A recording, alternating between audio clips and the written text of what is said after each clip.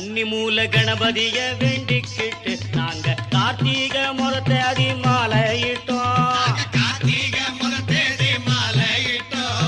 கன்னி மூல கணபதிய வேண்டிக்கிட்டு நாங்க கார்த்திகை முறத்தேதி மாலையிட்டோம்.